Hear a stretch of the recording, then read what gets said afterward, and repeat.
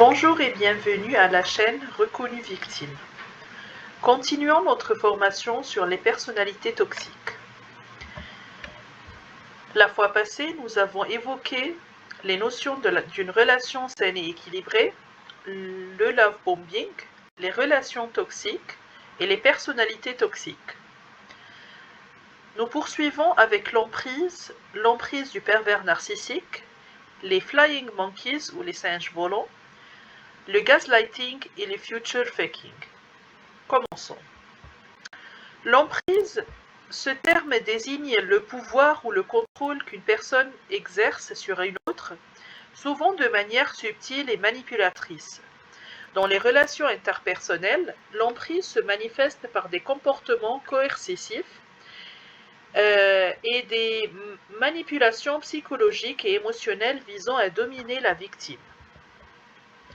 Dans le contexte des relations toxiques, l'emprise peut prendre différentes formes.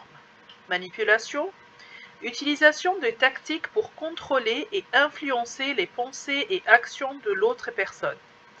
Gaslighting, distorsion de la réalité pour faire douter la victime de sa propre perception. Isolement social, éloignement de la victime de ses amis, de sa famille ou de son réseau de soutien pour maintenir un contrôle total. Dévalorisation, critique constante et remarques dégradantes pour miner l'estime de soi de la victime. Comportement abusif, actes de violence physique ou sexuelle pour maintenir la domination. Les personnes sous l'emprise peuvent avoir du mal à reconnaître la nature toxique de la relation en raison de la manipulation psychologique subtile exercée par l'autre partie. Et comme vous l'avez remarqué, nous avons donné une simple définition pour chaque terme, mais vous pouvez vous-même vérifier plus d'exemples et plus d'explications sur chacun de ces termes. L'emprise du pervers narcissique spécialement sur ses victimes, ce terme fait référence à la manipulation psychologique et émotionnelle exercée par une personne présentant des traits de perversion narcissique sur une autre personne. Souvent dans le cadre des relations interpersonnelles telles que les relations amoureuses, familiales, professionnelles ou amicales. Les individus atteints de ce trouble de la personnalité cherchent à contrôler et dominer leur entourage en utilisant diverses tactiques de manipulation pour maintenir leur pouvoir et leur influence. Cette emprise peut se manifester de différentes manières. Manipulation émotionnelle, ça veut dire une utilisation de tactiques pour contrôler les émotions et les actions de la victime.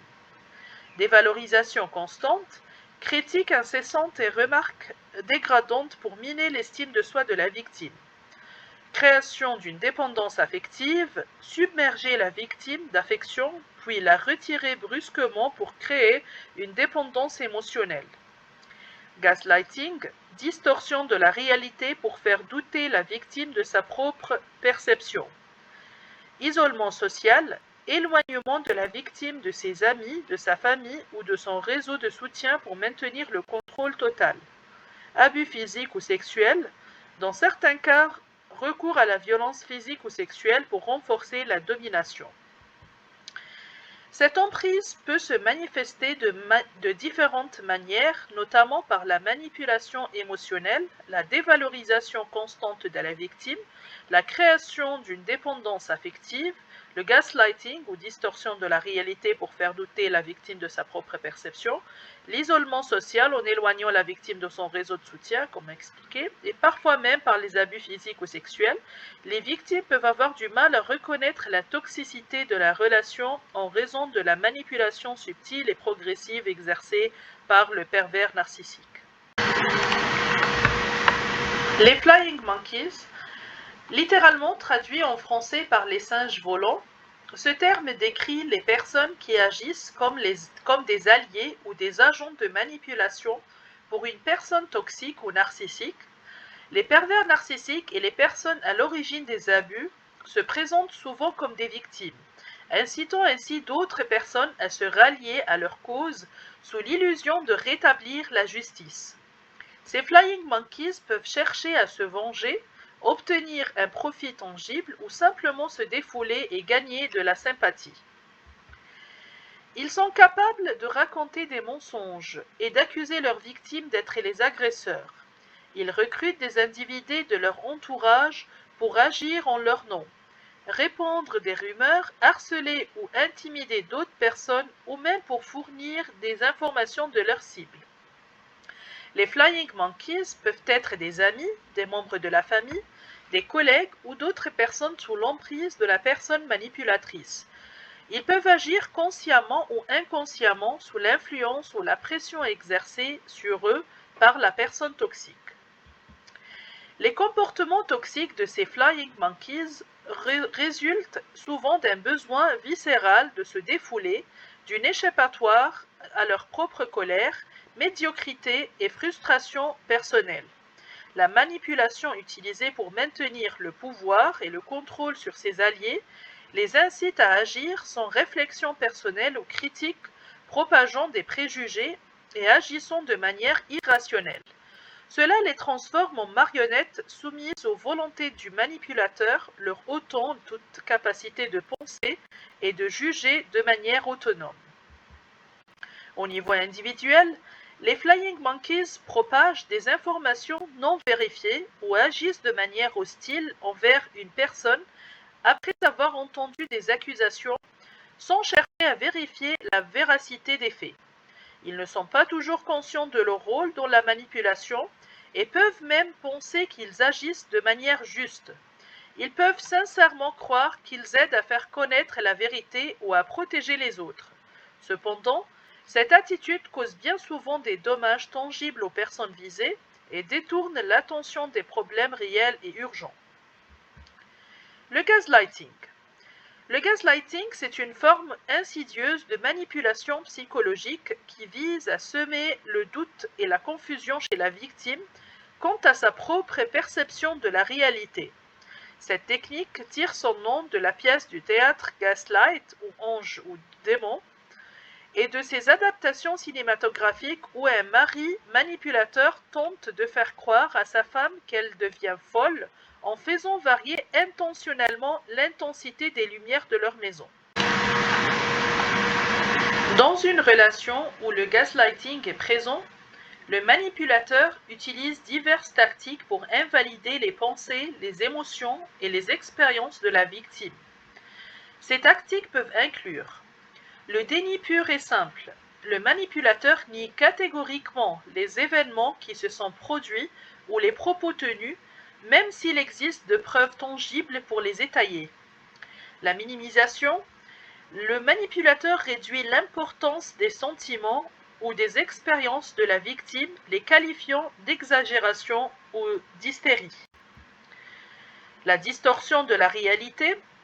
Le manipulateur altère délibérément les faits ou les événements pour induire la victime en erreur et la faire douter de sa propre mémoire. Le mensonge constant. Le manipulateur ment de manière répétée et effrontée, créant ainsi un climat de confusion et de désorientation chez la victime. La projection. Le manipulateur attribue ses propres comportements ou intentions à la victime, l'accusant de ce qu'il fait lui-même. La critique et la dévalorisation. Le manipulateur critique constamment les pensées, les actions ou les compétences de la victime, la rendant ainsi moins sûre d'elle-même. Le gaslighting peut avoir des conséquences dévastatrices sur la santé mentale de la victime. En remettant continuellement en question sa propre réalité, la victime peut développer une perte de confiance en soi, une anxiété, une dépression et un isolement social. De plus, la victime peut trouver difficile de reconnaître les abus dont elle est victime et de chercher de l'aide car elle est conditionnée à remettre en question sa propre perception de la situation. Le future faking. Le future faking, ce terme désigne un comportement manipulateur courant dans les relations toxiques, principalement amoureuses. Il consiste à faire de fausses promesses ou à créer les attentes irréalistes concernant l'avenir de la relation pour maintenir le contrôle sur l'autre personne ou manipuler ses émotions.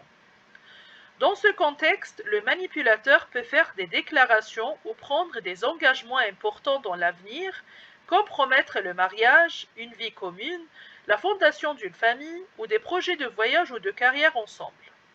Ces promesses semblent authentiques et convaincantes, incitant l'autre personne à rester dans la relation ou à s'engager davantage émotionnellement. Cependant, une fois que la victime est suffisamment investie émotionnellement ou dépendante de ses promesses, le manipulateur peut faire marche arrière ou ne pas respecter ses engagements. Ce comportement engendre un cycle de déception et de désillusion pour la victime qui se retrouve souvent piégée dans une relation toxique et instable. Le future faking est une tactique de manipulation puissante car elle exploite les aspirations et les désirs légitimes de l'autre personne pour maintenir son emprise. Il est crucial de reconnaître ce schéma dans une relation et de ne pas se laisser duper par des promesses vides. En cas de doute, il est essentiel de prendre du recul et d'évaluer la relation de manière objective en se basant sur les actions concrètes plutôt que sur les paroles. Si une relation est régulièrement marquée par le future faking, il peut être nécessaire de prendre des mesures pour se protéger et mettre fin à la relation toxique. Voilà pour aujourd'hui et nous vous laissons avec nos liens pour nous rejoindre sur les réseaux sociaux, Facebook, Instagram, YouTube, et vous pouvez nous envoyer des mails aussi. Et comme note de fin, cette présentation est le fruit de plusieurs sources en ligne, plusieurs articles et livres lus, et de plusieurs formations des associations des droits de victimes et de lutte contre les violences et les agissements sexistes et sexuels. Son objectif est de sensibiliser les personnes au soutien des victimes et à la lutte contre les violences faites à leur égard. Merci beaucoup.